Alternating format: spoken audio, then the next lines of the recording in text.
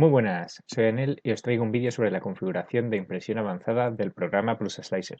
Como ya sabéis, en estos vídeos únicamente voy a cubrir la parte de configuración nueva que aparece cuando picamos en el botón avanzado. Por tanto, a lo mejor hay algunos ajustes que queréis revisar o que os interesan pero que no se muestran en este vídeo. Recordaros que también tengo a disposición los vídeos con la configuración básica, donde se muestran y explican el resto de parámetros del programa. Hoy vamos a ver la parte de relleno. Empezamos. Bien, vamos a ver ahora los ajustes avanzados de relleno. Lo primero vamos a cargar una pieza, una peana de muestra, para ver todas las opciones de relleno que tenemos. Nos vamos a configuración de impresión, relleno y aseguraros de tener activa la opción avanzado para ver todas las opciones que tenemos. Dentro del apartado sencillo tendríamos unas poquitas solo en el apartado de relleno y en avanzado nos aparecen partes de alisado para reducir el tiempo de impresión, ajustes avanzados y alguna extra en la parte de relleno. Vamos a comenzar viendo la longitud de relleno del anclaje, que es una de las opciones avanzadas que ha aparecido ahora. Junto a la parte de relleno tenemos solo dos opciones nuevas, que son la longitud de relleno del anclaje y la máxima longitud de relleno del anclaje.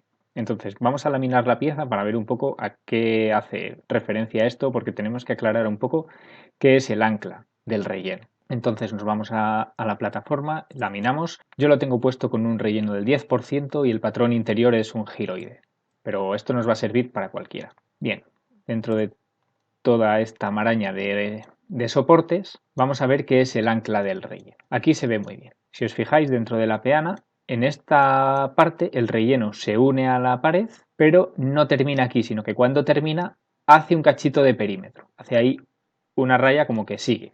Veis, por ejemplo, en este caso, entre una y otra sigue la parte del perímetro de la pared. Y cuando termina, no es justo aquí y ya termina, sino que continúa un trocito. ¿Vale? Veis que ahí continúa un trocito el relleno a la pared y es como que hace otro perímetro más interior, un cachito del perímetro interior. Y en estas zonas donde está continuo uno con otro, se sigue el perímetro. Sería como que aquí tiene otro perímetro más. ¿Vale? Pero veis que hay zonas en las que termina y sigue un cachito del perímetro. Vale, pues este cachito de aquí es el ancla, es lo que se denomina el ancla del relleno. Y en relación a esto son los ajustes que tenemos aquí en relleno. Por un lado establecemos la longitud del relleno de anclaje, sería la longitud por defecto de estos pitorritos con los que se une al perímetro interior. Se puede expresar o bien en porcentaje o bien en milímetros, te vienen aquí las unidades que puedes ponerlo. Cuando se especifica en porcentaje, aquí en la descripción lo pone, que se calcula como el ancho de extrusión del relleno. Es decir, es un porcentaje sobre el ancho de extrusión del relleno. En este caso, que está al 600%, si yo estoy extruyendo en una boquilla de 0,4 y mi ancho de extrusión es de 0,4 milímetros para el relleno, pues un 600% sería 6 veces el ancho de extrusión, es decir, 6 veces 0,4. Es decir, 2,4 milímetros. Este 600% sería equivalente a poner un 2,4 milímetros. Si yo vuelvo a laminar, no tendría que haber ningún cambio y tendría que ver los pitorritos de la misma longitud que estaban, porque es equivalente. Si yo ahora cambio este valor y lo pongo de 1 milímetro, por ejemplo, vuelvo a laminar y veis que ahora los pitorritos son más cortos. Veis que ahora el trozo que prolonga el relleno sobre el perímetro interior es más pequeño. Si yo aquí en vez de 1 le pongo 0,3, por ejemplo, sería aún más corto. Veis que casi termina y ya no sigue. Prácticamente termina en la pared. Ese sería el 0,3 milímetros que le he puesto. ¿Qué ventaja tiene esto? Cuanto mayor sea la longitud de relleno de anclaje, quiere decir que más sólido va a estar unido el relleno con las paredes. Por tanto, el interior va a ser mejor, va a estar más firme, digamos, el relleno. Si aquí le ponéis una cantidad muy grande, como 20 milímetros, por ejemplo, y volvemos a laminar, muchas veces se pueden llegar a unir unos con otros, porque los trozos, los segmentos que lo unen con el perímetro son tan largos que unen una línea del perímetro con la siguiente y quedarían prácticamente todos unidos. Esto va a tener relación con la siguiente ajuste, que va a ser la máxima longitud del relleno de anclaje. En esta vamos a establecer la que era por defecto. Digamos, la vamos a dejar en el 600%, que era 2,4 milímetros. Y luego, la máxima longitud del relleno la vamos a ver porque, a pesar de yo haberlo establecido en 2,4 milímetros, veis que aquí genera un corte, o sea, una unión al perímetro, pero aquí está unido uno con otro. Y aquí es un trozo más largo y también está unido uno con otro. Entonces, ¿por qué a veces lo une y a veces no? ¿Veis? Aquí termina, pero aquí está unido una línea de relleno con la otra. Esa funcionalidad la vamos a ver muy bien aquí en este diagrama que ahora, en estos dibujitos que nos hace aquí el PlusSlicer en la nueva versión, en la que podemos ver cómo se va a mover el extrusor durante la impresión. Entonces veis que cuando empieza a imprimir el relleno, ahí va a empezar, hace la unión con el perímetro interior, que es de la longitud que nosotros le hemos establecido, y empieza a dibujar el perímetro. Aquí ha terminado y une con el siguiente perímetro. Hace la siguiente línea, une con el de arriba y termina. Veis que ha empezado por aquí, ha hecho esta, se ha unido con esta de manera continua por este trazo, ha seguido aquí, ha subido, ha unido con el siguiente y aquí ha terminado. Y ha terminado dibujando este segmento de la longitud que le hemos establecido. Y ahí ha hecho un salto hacia otra posición diferente. Empieza otra vez con el segmento y sigue dibujando el interior del relleno. Esta longitud máxima de relleno del anclaje lo que va a determinar es cuándo hace un empalme entre una línea de relleno y la siguiente, cuándo hace ese empalme de manera continua, ¿vale? Este segmento es claramente mucho más largo que este, pero siempre tiene que ser inferior a esta longitud máxima que hemos puesto aquí. Para la impresora es mucho más sencillo, una vez que ha empezado a dibujar el relleno, hacer esta línea de manera continua, el relleno siempre quedará más sólido, siempre quedará mejor si esta línea es continua y hace todos los empalmes entre líneas de rellenos de manera continua, por el borde. Si yo ahora mismo en vez de 50 le pongo 2 y lamino, ya no va a hacer esas uniones, ¿veis? Porque a pesar de haber establecido esas líneas de 2,4, a pesar de hacer eso, ahora con 2 milímetros, si veis, ya no se une ninguna línea de soporte con la otra, salvo en esta, cuya distancia es muy pequeña. Entre esta línea y esta, la distancia que hay será menor de 2 milímetros. Entonces las une. Pero ahora muchas de las líneas que antes estaban unidas ya no lo están, porque excederían esta máxima longitud del anclaje. Estableciendo una longitud de 50, va a unir todas las líneas de relleno que tengan una distancia inferior a 50 milímetros. Cuanto mayor sea la máxima longitud que permitimos que haga de ancla, más unidas quedarán todas las líneas, porque ahora estamos permitiendo que incluso distancias de hasta 100 milímetros de separación entre una línea y otra se unan. Esto se puede ver también si le ponemos un tipo de relleno, por ejemplo, en rejilla. Aquí se ven claramente las anclas. Aquí hay anclas, aquí también. Y estas longitudes son las que son inferiores a 100 milímetros en este caso. Todas estas zonas donde no hay continuidad sería porque bien es un inicio de soporte, aquí empezaría a dibujar esta línea y se ve muy bien también con este dibujo. Veis que ahí empieza a dibujar el soporte, hace el ancla, se desplaza y va haciendo la rejilla de manera continua. Siempre que sea posible, seguirá haciendo el trazado de manera continua. Aquí veis que ha habido un salto, porque no podía continuar dibujando la malla interior, por tanto, antes de hacer un salto, hace esta unión y continúa en la siguiente. Por eso hay zonas donde hay ancla pequeño y hay otras, como estas, donde el ancla es grande, pero siempre respetando esta longitud. Vista la parte de relleno, vamos a ver la parte de alisado. En esta opción nos permite activar el alisado y una opción que no podemos de momento modificar porque necesitamos tener el alisado activo. ¿Qué es el alisado?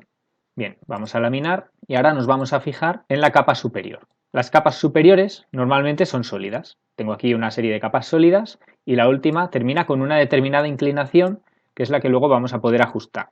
Cuando terminas de imprimir la pieza, hay ocasiones en las que se nota esta inclinación o puede quedar incluso la capa irregular. Si se ha quedado pues alguna burbujita o ha quedado algún resto de filamento en el interior o no estaba bien nivelada y se notan marcas o cicatrices en la superficie de la pieza.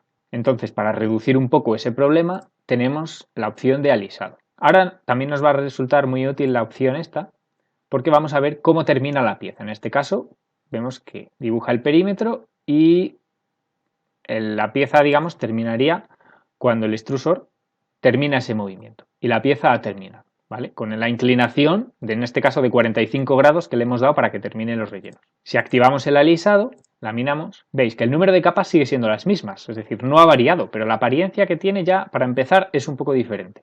Veis que ahora hace un barrido extra. Esto todo es la última capa, ¿vale? Todo este movimiento lo hace en la última capa, no son dos capas distintas.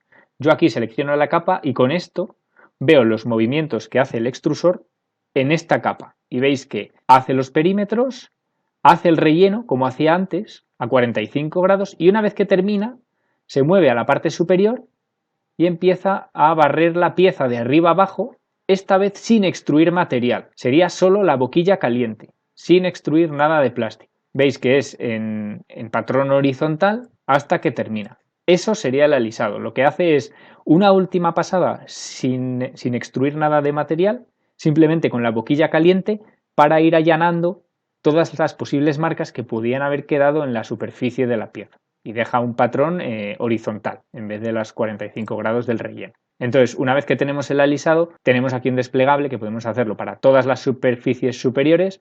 Si queremos solo la superficie inferior, esto suele pasar también a veces cuando la cama no está bien nivelada. Es posible que la primera capa, si no está bien nivelada y la boquilla queda muy cerca de la base, a la hora de hacer el relleno se generan como pequeños surcos en los laterales por un exceso de plástico y eso puede afectar a las capas siguientes.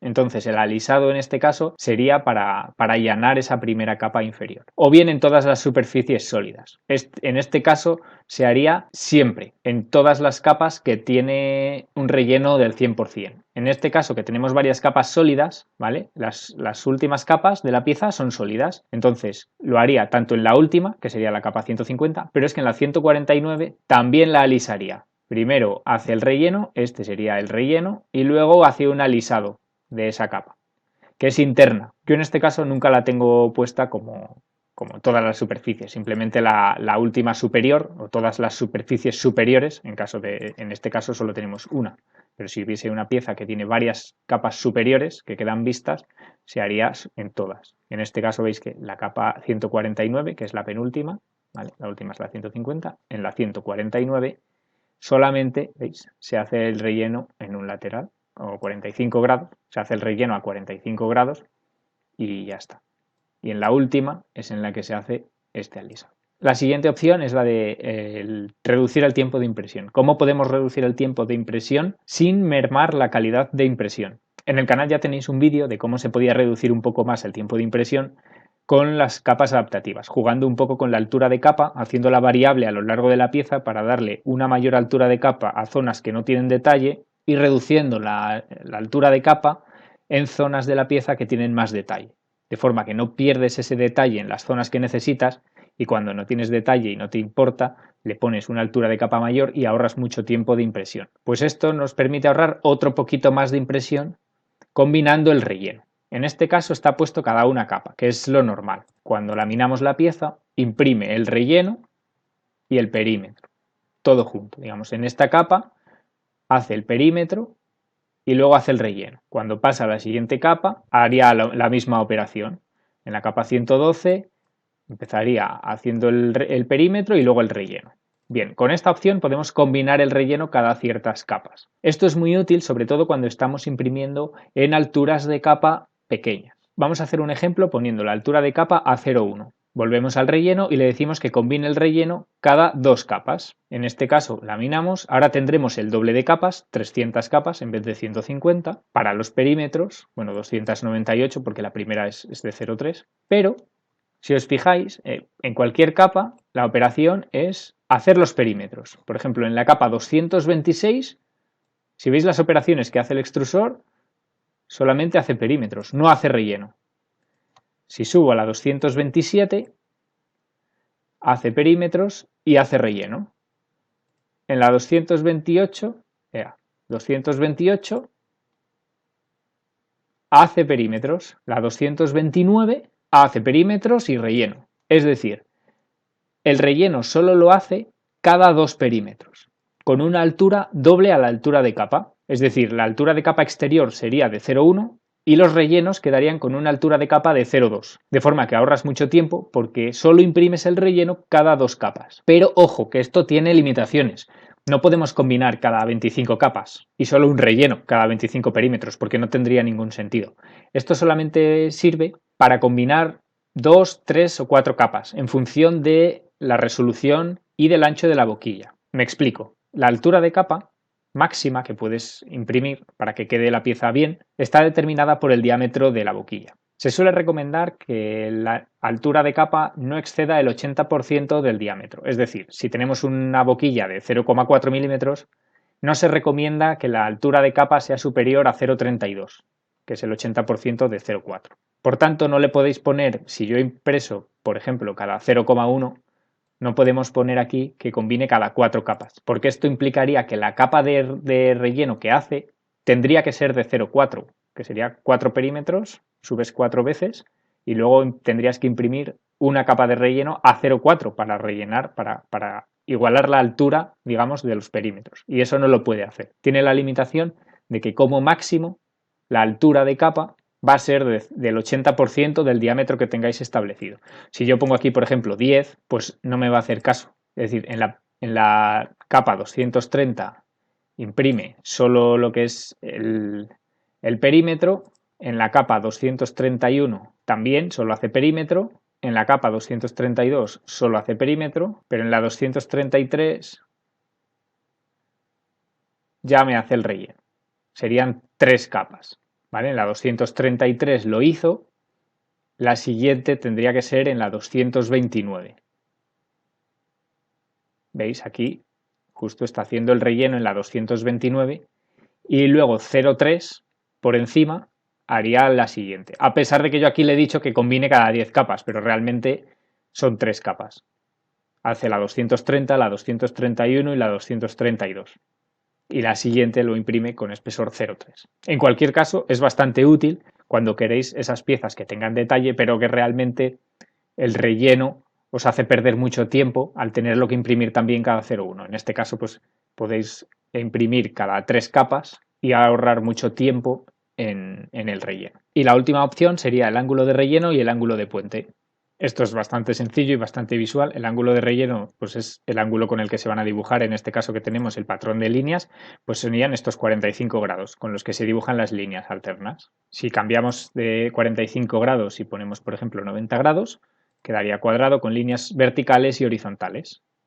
¿Vale? Podemos aquí poner el ángulo que queramos, ¿vale? A 120, en los ángulos que queramos poner. Y por último, el ángulo de puente, que nos indica también el ángulo con el que va a trazar los voladizos. Para ver esto vamos a poner una pieza que tenga voladizos de puente. Vamos a probar con esta pieza, laminamos y vamos a ver justo la zona donde se hace el puente. Esta. Veis que aquí el puente se realiza con esta orientación, es decir, con 0 grados. Son líneas horizontales. Las del relleno van a 45 y las del puente van a 0 grados. Si yo pusiese las del puente también a 45 grados, ahora el puente se haría a 45 grados. Veis que justo la parte de voladizo que une las dos se hace a 45 grados. 180 sería el equivalente a los 0 grados iniciales, que sería en horizontal. Y con esto dejamos visto todas las opciones avanzadas de la parte de relleno. Espero que os haya gustado y sobre todo que os haya sido útil el vídeo. Un saludo y nos vemos en el siguiente.